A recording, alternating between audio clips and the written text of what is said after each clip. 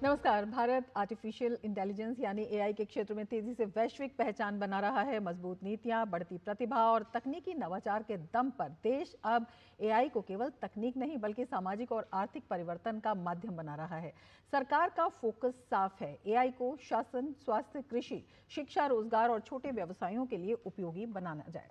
आज भारत का AI ecosystem तेजी से विस्तार कर रहा है। प्रौद्योगिकी और एआई सेक्टर में 60 लाख से अधिक लोग कार्यरत हैं। देश में 1800 से ज्यादा ग्लोबल कैपेबिलिटी सेंटर है और स्टार्टअप इकोसिस्टम में एआई की एक अहम भूमिका है। इंडिया एआई मिशन के तहत computing, infrastructure, skilling, startup support और सुरक्षित विश्वसनीय एआई पर एक साथ काम किया जा रहा है। भारत एआई के जरिए सिर्फ तकनीकी ताकत नहीं है बल्कि समावेशी विकास का वैश्विक मॉडल भी कैसे बन रहा है, इसी पर हम आज करेंगे चर्चा। मैं हूं रमा त्यागी, मेरे साथ जुड़ेंगे खास मेहमान भी।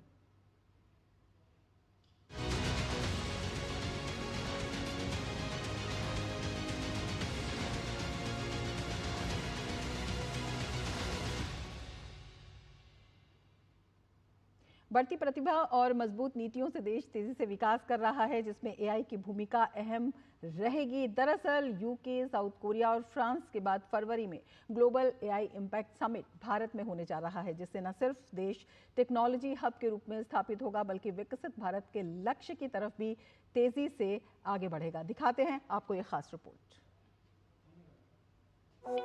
भारत के आईटी सेक्टर के लिए आने वाले साल उत्साहजनक माने जा रहे हैं। भारत का प्रौद्योगिकी क्षेत्र तेजी से विस्तार कर रहा है। इस वर्ष इसके वार्षिक राजस्व के 280 बिलियन अमेरिकी डॉलर का आंकड़ा पार कर जाने का अनुमान है। आंकड़ों की माने तो प्रौद्योगिकी और एआई इकोसिस्टम में 60 लाख से अधिक लोग काम कर रहे हैं। देश में 1800 से अधिक वैश्विक क्षमता केंद्र हैं, जिनमें 500 से अधिक एआई पर केंद्रित हैं।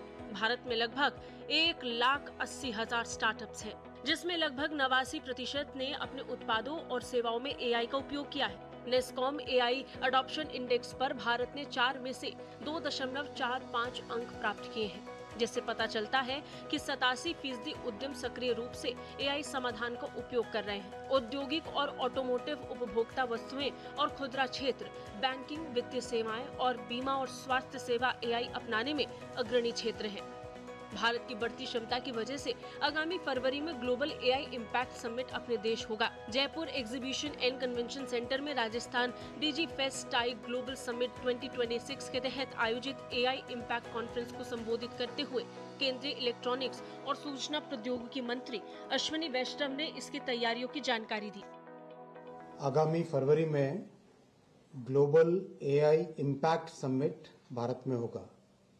माननीय प्रधानमंत्री श्री नरेंद्र मोदी जी ने जिस तरह से दुनिया भर में भारत को टेक्नोलॉजी के एक बड़े हब की तरह स्थापित किया है, उसी के तहत एआई का इम्पैक्ट समिट पहले जो यूके, साउथ कोरिया और फ्रांस में हुआ था, वो इस बार भारत में हो रहा है। जैसे G20 में देश के सभी प्रदेशों में G20 के रीजनल समिट किए गए थे, वैसे ही एआई इम्पैक्ट समिट के भी रीजनल एआई इम्पैक्ट समिट सभी प्रदेशों में किए जा रहे हैं। हाल ही में मेघालय और ओडिशा में ऐसे कई समिट हुए और मंगलवार को राजस्थान में एक रीजनल एआई समिट संपन्न हुआ। इस कार्यक्रम के दौरान राजस्थान की एआई इम्पैक्ट पॉलिसी और युवाओं को टेक्नोलॉजी से जोड़ने के लिए एक नए स्किलिंग प्रोग्राम का उद्घाटन किया गया। इसका मकसद युवाओं को एआई स्किल से लैस करना है, ताकि वो अपनी जिंदगी में, खासकर छोटे बिजनेस में, एआई का इस्तेमाल करके प्रोडक्टिविटी बढ़ा सके और फायदा उठा सके। इसी उद्देश्य के साथ 10 लाख युवाओं को एआई स्किल्स देने के लक्ष्य के साथ एक स्किलिंग प्रोग्राम शुरू किया गया है। इस लक्ष्य को आगामी 1 साल में पूरा किया जाएगा और 10 लाख युवाओं और छोटे बिजनेसमैन को एआई स्किल्स दिए जाएंगे। स्टैनफोर्ड विश्वविद्यालय के 2025 ग्लोबल एआई वाइब्रेंसी टूल की रिपोर्ट के मुताबिक भारत ने कृत्रिम बुद्धिमत्ता प्रतिस्पर्धात्मकता में वैश्विक स्तर पर 3रा स्थान हासिल किया है। ये रैंकिंग वैश्विक एआई परिदृश्य में भारत के तेज विकास को उजागर करती है। रिपोर्ट 2017 से 2024 तक एआई विकास और नवाचार को मापित है। ये हालिया उपलब्धि भारत की तेजी से बढ़ती एआई प्रतिभा, मजबूत अनुसंधान क्षमताओं, जीवंत स्टार्टअप इकोसिस्टम, निवेश और आर्थिक प्रभाव, अवसंरचना और नीति तथा शासन को रेखांकित करती है। एक अनुमान के मुताबिक साल 2035 तक एआई भारत की अर्थव्यवस्था में 1.7 ट्रिलियन डॉलर जोड़ सकता है। Bureau report, DD news. तो विकसित भारत के लिए एआई मिशन का एक बड़ा लक्ष्य भी रखा गया है। इसी पर हम चर्चा करेंगे। दो खास मेहमान हमारे साथ जुड़े हुए हैं। एस कृष्णन जी हमारे साथ जुड़े हुए हैं, सेक्रेटरी हैं ministry of electronics and information technology, और देवजनी घोष जी हमारे साथ जुड़ी हुई हैं नीति आयोग से। अपने दोनों ही मेहमानों का हम स्वागत करते हैं। कृष्णन जी, सबसे पहले हम आपसे समझना चाहेंगे, भारत में एआई बनाना और भारत के लिए उसे कारगर बनाना, इस विजन के तहत जो एआई मिशन शुरू किया गया था, कितने निर्णायक कदम अब तक उठाए गए हैं? जी, हमारा जो एआई मिशन चल रहा है, पिछले साल 2024 में मार्च के महीने में ये अप्रूव हुआ था कैबिनेट द्वारा। और इसके अंतर्गत जो एआई मॉडल्स इंडिया में बनाने के लिए और जिनको बढ़ाने के लिए जो दो तीन चीजें बहुत जरूरी होती हैं, एक तो एआई कंप्यूट कैपेसिटी, जहां कर की एआई को यूज करने के लिए कंप्यूट कैपेसिटी देश में जो बननी चाहिए वो एक। दूसरी जो है डेटा, मतलब जिनको यूज करके, जिनका प्रयोग करके नया मॉडल बन सकते हैं, उसकी आवश्यकता। और तीसरा जो है मॉडल बनाना, अपने आप देश का अपना मॉडल, जिसे फाउंडेशनल मॉडल कहते हैं, उसको बनाना। ये तीन इंफ्रास्ट्रक्चर लेयर, ये तीन बहुत जरूरी है। इसके लिए इंडिया एआई मिशन में पूरी तरह से इसको विकास करने के लिए प्रावधान किया गया है। और एआई कंप्यूट आज के जमाने में करीब करीब 38,000 जीपीयू के हिसाब से वो एआई कंप्यूट का व्यवस्था किया गया है। इसके अलावा 6,000 से ज्यादा डेटा सेट्स एआई कोश प्लेटफॉर्म पर उपलब्ध हैं। और अभी 12 अलग अलग कंपनी और इंस्टीट्यूशंस जो हैं, संस्थाएं जो हैं, एआई मॉडल्स बनाने में अभी लगी हुई हैं। तो ये जो है इंडिया का जो एआई डेवलपमेंट का खास है। लेकिन इससे ज्यादा जो महत्वपूर्ण बात यह है कि इंडिया जो है एआई एप्लीकेशंस बनाने का या एआई यूज केस का कैपिटल बनेगा ग्लोबली, यही हमारी उम्मीद है। उस हिसाब से काफी प्रयत्न भी चल रहे हैं।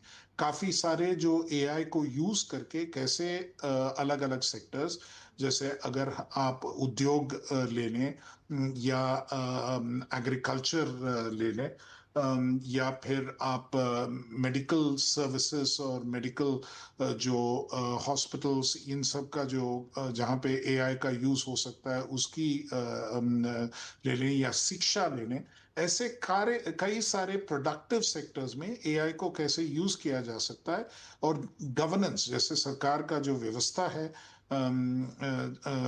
एडमिनिस्ट्रेशन में, शासन में एआई का प्रयोग कैसे हो सकता है, इन सब एरियाज में एआई का प्रयोग के लिए काफी सारे एप्लीकेशंस बनाए जा रहे हैं। और ये खासकर हमारे स्टार्टअप्स द्वारा बनाए जा रहे हैं।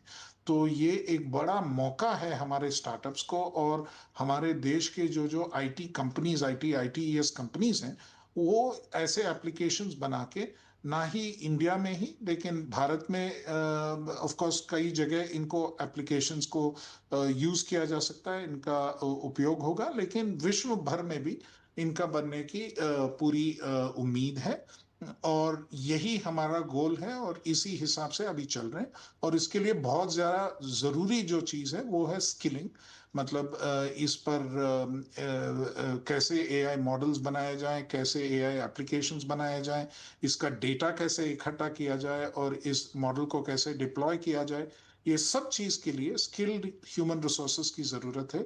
और उसके लिए भी स्किलिंग पर बहुत जोर दी जा रही है। बिल्कुल, जो 7 प्रमुख स्तंभ हैं उनके बारे में आप बता रहे हैं, इन्हीं पर हम चर्चा जारी रखेंगे। देवजनी जी, आपसे समझना चाहेंगे, भारत का जो एआई मॉडल है, किस तरह से उसे इंक्लूसिव ग्रोथ से देखकर भी जोड़ा जाता है, जिसे कि हम समावेशी विकास कहते हैं?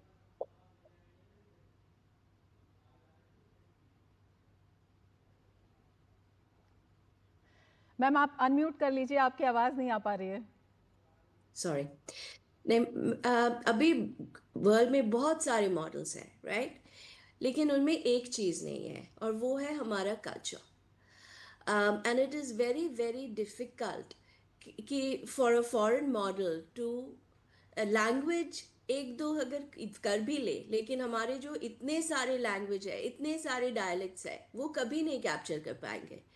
और हमारा जो मोस्ट इम्पॉर्टेंटली हमारा जो कल्चर है, जो वैल्यूज़ है, वो कभी कभी नहीं कर पाएंगे। और वो एआई में हम लोग बोलते हैं कि सबसे बड़ा एआई का चैलेंज है कल्चर को अंडरस्टैंड करना।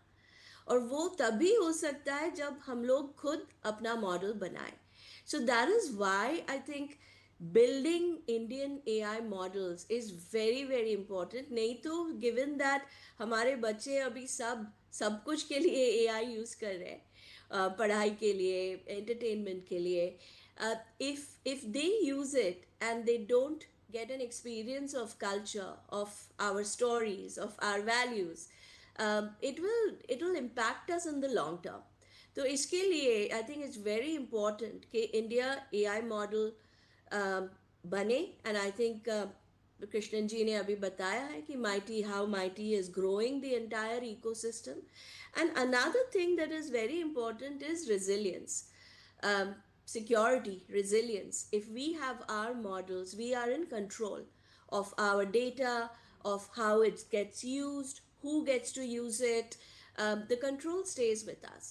And I think that is also very important from long-term resilience and security. बिल्कुल। कृष्णन जी, आपसे समझना चाहेंगे, एआई इम्पैक्ट समिट के बारे में आप बता रहे थे, ग्लोबल समिट है, अपने आप में कितना महत्वपूर्ण है, G20 की तर्ज पर इसे आयोजित किया जा रहा है और सबसे बड़ी बात है एक्शन से इम्पैक्ट का जो लक्ष्य है उसे इसके जरिए किस तरह से ज़मीनी हकीकत में तब्दील किया जाएगा? देखिए, ऐसी बात है कि इंडिया का एक लीडरशिप रोल बन रहा है टेक्नोलॉजी में, डिजिटल टेक्नोलॉजी में और खासकर एआई में। इंडिया एक दूसरा मॉडल दिखा रही है विश्व भर को। इसे जो कहते हैं थर्ड वे इन अ वे, कि बाकी देशों को, जैसे अमेरिका का एक अप्रोच है, चाइना का एक अप्रोच है, और इन दोनों के अलावा एक तीसरा जो अप्रोच है वो इंडिया में बन रहा है। और इसे शोकेस करने के लिए, और खासकर एप्लीकेशंस और जो इम्पैक्ट, क्योंकि एप्लीकेशंस के द्वारा ही इम्पैक्ट क्रिएट होता है, जिससे लोगों के सामान्य जीवन पर क्या असर पड़ेगा, उनको कैसे अच्छा नौकरी मिल सकता है, कैसे ज्यादा उनका काम और अच्छी तरह से वो काम कर सकेंगे, प्रोडक्टिविटी जो है कैसे बढ़ेगा, ये सब चीजें जो है एआई के द्वारा हो सकता है। और उनका ईज ऑफ लिविंग जिसे कहते हैं और ईज ऑफ डूइंग बिजनेस जो करते हैं वो कैसे बढ़ेंगे, उन सब के लिए एआई का प्रयोग ऑलरेडी हम डिजिटल पब्लिक इंफ्रास्ट्रक्चर काफी बना चुके हैं। और उसके ऊपर जब एआई को भी साथ मिला के चलते हैं तो और भी एफिशिएंट बनाया जा सकता है और भी प्रोडक्टिव बनाया जा सकता है। देखिए जी, इसके आपसे समझना चाहेंगे, जब हम इंक्लूसिव ग्रोथ की बात कर रहे हैं तो उसमें हम कह रहे हैं कि ये केवल एक तकनीकी अपग्रेडेशन का मॉडल नहीं है, बल्कि जो सामाजिक परिवर्तन है उसका भी एक बड़ा टूल है, विशेषकर जो ग्रामीण क्षेत्र हैं, जो अनऑर्गेनाइज्ड सेक्टर्स हैं, किस तरह से उनको भी इसके अंदर शामिल किया गया है और एक स्थिरता की गारंटी ये उनको देता है। देखिए, बात ऐसी है कि जो सेक्टर्स में एआई जो है, ये फेज ऑफ इंडस्ट्रियल रेवोल्यूशन में जिसे नॉलेज बेस्ड जॉब्स कहते हैं, जो बुद्धिजीवी होते हैं, उनके नौकरियां जो हैं ज्यादा रिस्क पे हैं। इससे पहले वाले रेवोल्यूशंस में ये होता था जो हाथ से काम करते हैं, जो ह्यूमन पावर से काम करते हैं, उनके जॉब्स जो हैं रिस्क पे थे। इस बार जो है जो बुद्धिजीवी का काम करते हैं उनके जॉब्स रिस्क पे हैं।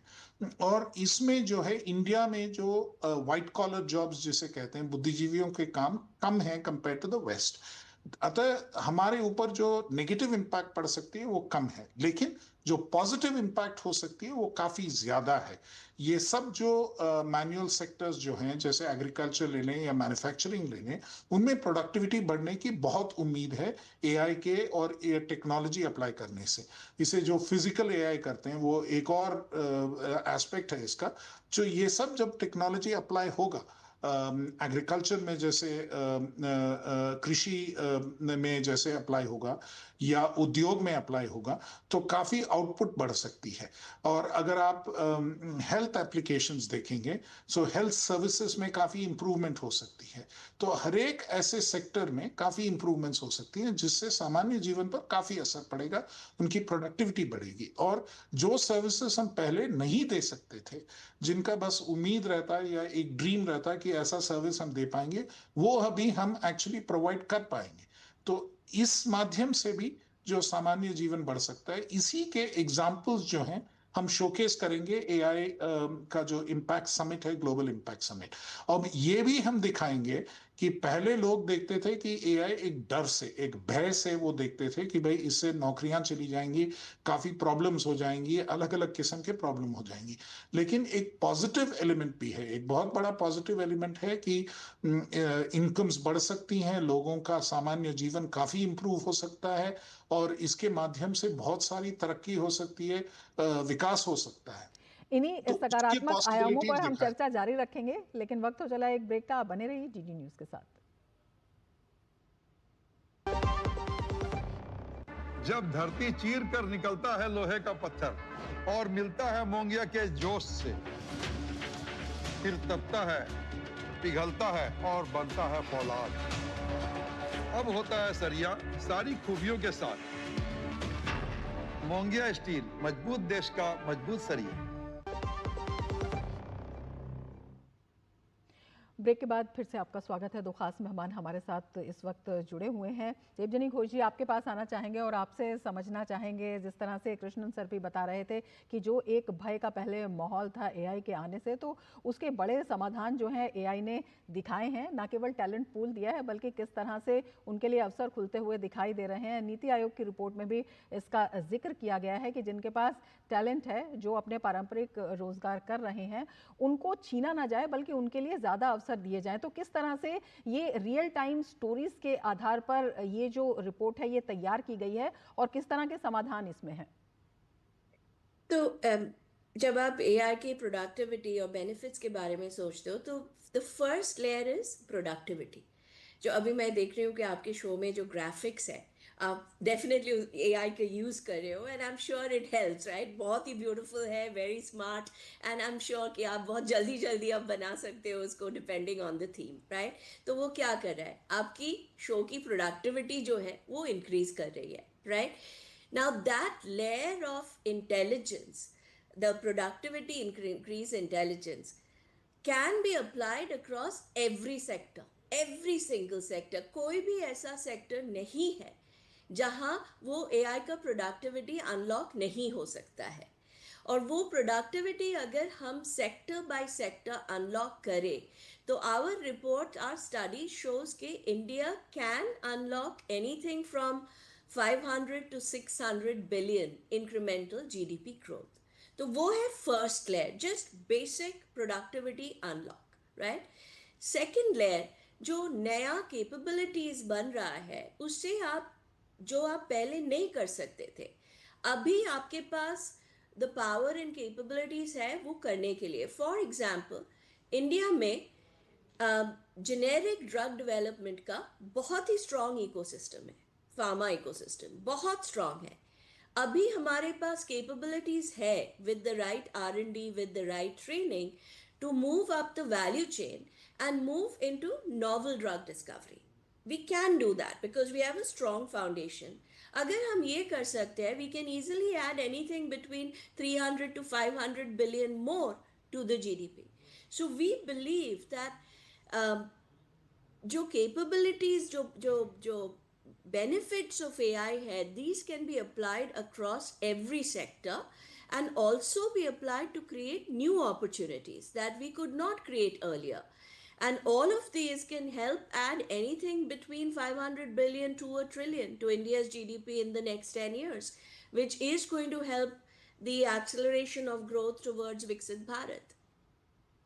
बेहद महत्वपूर्ण बात आप बता रहे हैं। कृष्णन जी, आपसे इसी दिशा में आगे बढ़ना चाहेंगे और आपसे जानना चाहेंगे, जिस तरह से आप तमाम मॉडल्स का भी जिक्र कर रहे थे, उसमें जब हम बात करते हैं फाउंडेशन मॉडल की, भारत जन जैसे स्वदेशी मॉडल्स की, LLMs की, जब स्वदेशी LLMs हम विकसित करते हैं, तो जब हम नवाचार की पहुंच की बात कहते हैं, कोने कोने तक पहुंचाने की, और जो अपॉर्चुनिटीज़ हैं उनका विस्तार करने की, तो ये कैसे सहायक होते हैं, ये कितने निर्णायक होते हैं? और जब हम डेटा संप्रभुता की भी बात करते हैं, देखिए, जहां तक अपना मॉडल्स हैं, ये कल्चर स्पेसिफिक होती हैं। ऑलरेडी देवजानी जी ने बताया था कि जो मॉडल्स, इंडिया का अपना मॉडल एक होना चाहिए। इस पे काफी विवाद हुआ कि जो ओपन सोर्स मॉडल्स दुनिया भर में बाकी जगह जो बने हैं, उन्हीं का यूज करते हुए, उन्हीं का प्रयोग करते हुए हम भी आगे बढ़ सकते हैं, एप्लीकेशंस उन्हीं के साथ बना सकते हैं। लेकिन वो एक अच्छा अप्रोच नहीं होता है दो कारण के लिए। एक तो कि वो हमारा मॉडल नहीं है, हमारा जो कल्चरल स्पेसिफिसिटी है, हमारा जो लैंग्वेज है, ये सब चीज उसमें आएंगी नहीं। और दूसरा ये कि हम किसी और पे डिपेंडेंट रहेंगे, कभी एक दिन वो एक्सेस कट हो जाएगा तो हमारा पूरा जो यहाँ पे साधन है वो चल नहीं पाएगा। तो इस वजह से हमने डिसीजन लिया कि अपने मॉडल बनाए जाएंगे, और हमारी पूरी उम्मीद है कि एआई समिट से पहले पहले हमारे इंडियन मॉडल्स भी लॉन्च हो जाएंगे, इसकी पूरी उम्मीद है। और ये मॉडल्स जो हैं ज्यादा ज्यादा इंडिया में और भारत में हम यूज करेंगे, ये बहुत एक जरूरी और अहम बात है। इसी तरह जो है इसके यूज के दौरान ज्यादा से ज्यादा एप्लीकेशंस इंडिया से बन पाएंगी, जो कि इंडिया भर में और विश्व भर में भी यूज में लाई जाएंगी। और इसके द्वारा जो है प्रोडक्टिविटी ग्रोथ, ये सब चीजें जो होनी है, उनका भी हमें मौका मिलेगा। दूसरा, हम जो ये मॉडल्स बना रहे हैं, ये ज्यादा से ज्यादा लोग आजकल एलएलएम की बात करते हैं, लार्ज लैंग्वेज मॉडल। हमारा फोकस है फाउंडेशनल मॉडल। ये सेक्टर स्पेसिफिक हो सकती हैं, ये कोई एक पर्टिकुलर जैसे मटेरियल डेवलपमेंट के लिए, ड्रग डेवलपमेंट के लिए, हेल्थ सेक्टर के लिए, क्वांटिटेटिव मॉडल्स जो हैं मैन्युफैक्चरिंग सेक्टर के लिए, ऐसे स्पेसिफिक यूजेस के लिए लगाए जा सकते। इनको बनाने में जो खर्चा लगता है वो ज्यादा नहीं लगता है, पहली बात। और दूसरी बात, वो सेक्टर के लिए काफी एफिशिएंट रहती हैं, और वो जो डायरेक्टली जो है प्रोडक्टिविटी को बढ़ावा देती हैं। तो यही एक बड़ा एडवांटेज है ऐसे मॉडल्स की, और हमारा फोकस उन पे रहेगा कि कम लागत रहे लेकिन इम्पैक्ट जो है सबसे ज्यादा। बिल्कुल देवजनी जी, कम लागत रहे, इम्पैक्ट जो है वो सबसे ज़्यादा रहे, और ये इम्पैक्ट जो है सब तक पहुँचे, ये अपने आप में काफ़ी महत्वपूर्ण हो जाता है। अभी जो ग्लोबल समिट इसमें आयोजित किया जाएगा, राज्यों में भी ये आयोजित किए जा रहे हैं G20 के तर्ज पर, तो इसमें विभिन्न राज्यों की जो स्पेसिफिक ज़रूरतें हैं, जो उन लोगों की रिकमेंडेशंस हैं, उनको कैसे लिया जा रहा है एक जिसे कहते हैं कि मल्टी लेवल अप्रोच को सुनिश्चित करने के लिए इसमें? देखिए, आई एम वेरी प्रिविलेज्ड कि मुझे एक ग्रुप में मैं काम कर रही हूँ, वो है about economic development and social development, one of the 7 chakras of the summit, right. और उसमें बहुत सारे कंट्रीज पार्टिसिपेट कर रहे हैं, बहुत सारे इंस्टीट्यूशंस पार्टिसिपेट कर रहे हैं, academic, multilateral.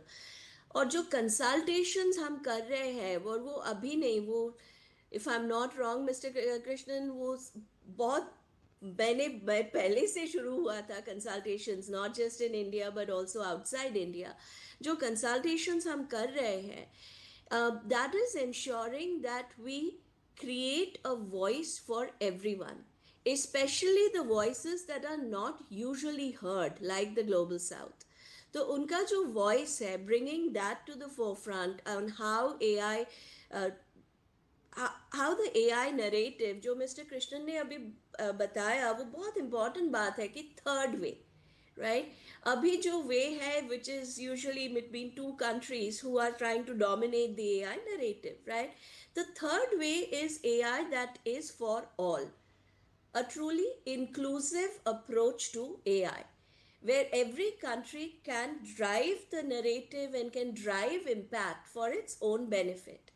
And that becomes very, very important. And I think that's what we are trying to build in consultation with voices, with discussions from not just countries outside India, but also voices within India, states, industry, academia. ऐसा कोई भी नहीं है जिसके साथ हम लोग consult नहीं कर रहे हैं और जिनकी आवाज़ हम नहीं सुन रहे हैं। बिल्कुल, बेहद अहम आप बता रहे हैं कृष्णन जी। अंत में एक छोटा सा सवाल आपसे और करना चाहेंगे। 1.7 ट्रिलियन अर्थव्यवस्था से जुड़ने का अनुमान 2035 तक रखा गया है। कितना महत्वाकांक्षी लक्ष्य है, और कौन कौन से ऐसे सेक्टर्स हैं जो ग्रोथ ड्राइवर इसमें माने जा रहे हैं? ग्रोथ ड्राइवर तो सारे हमारे जो प्रोडक्टिव सेक्टर्स हैं सारे इसमें कंट्रीब्यूट करेंगे। हमारा डिजिटल इकोनॉमी जो है, इकोनॉमी के टोटल जो हमारा टोटल जो इकोनॉमी है, इसके 4 से 7% था 10 साल पहले। आज ये करीब करीब 12 से 13% हो गया, और ये बाकी इकोनॉमी से, बाकी से करीब 2 गुना ज्यादा ग्रोथ हो रहा है। तो 2030 तक ये करीब करीब 20%, एक 1 in 5 पहुंच जाएगा इंडिया के जीडीपी के शेयर में। तो डिजिटल सेक्टर तो बढ़ ही रहा है, लेकिन उसके साथ बाकी सेक्टर्स को भी वो बढ़ावा दे रहा है, मैन्युफैक्चरिंग को भी, सर्विसेज को भी और एग्रीकल्चर को भी। सारे सेक्टर्स को वो आगे बढ़ाते हुए ले चलेगा। हम जब इंक्लूसिव मॉडल देख रहे हैं तो सब सेक्टर्स आगे बढ़ेंगे, सबको मौका मिलेगा, हर एक और अपने एआई की सेक्टर। भूमिका इसमें काफी महत्वपूर्ण होने वाली है। देवयानी जी, आपसे भी एक लास्ट प्रतिक्रिया मैं लेनी चाहूंगी कि किस तरह से ये जो भारत का मॉडल है ये विश्व के लिए भी जो है एक बड़ा मॉडल बन सकता है, एक बड़ी आइडेंटिटी बन सकता है, और किस तरह से उससे ये अलग भी है। अभी जो एआई नरेटिव ग्लोबली हो रही है उसमें ह्यूमंस की रोल बहुत कम है। सब everything is about the technology human से बेटर हो जाएगा, वो हमसे बहुत ज़्यादा अच्छा काम करेगा, which is very strange because this world is about humans. It's our planet, it's about humans, and I think that is the big difference that India brings to the table. Jo India AI mission and Prime Minister has clearly called out, our AI approach is people, planet and progress. तो हम ये नहीं बोल रहे कि हम AI बनाएंगे और फिर देखेंगे कि ये हमारे लिए क्या कर सकता है या नहीं कर सकता है। हम बोल रहे हैं the human will be at the center of our AI development. So I think that is going to be the biggest difference or differentiating factor for India, कि the AI we बिल्कुल build human will be centric truly है, human तकनीकी centric. ताकत है, और अपने आप में जो भारत को एक ग्रोथ हब बनाने के लिए कदम उठाए जा रहे हैं उसको एक बड़ी शक्ति देती है। देवजनी जी आपका, कृष्ण जी आपका बहुत शुक्रिया हमसे जुड़ने के लिए और तमाम विचार हमारे साथ साझा करने के लिए। इसके साथ ही चर्चा में फिलहाल इतना ही, दीजिए इजाज़त, नमस्कार।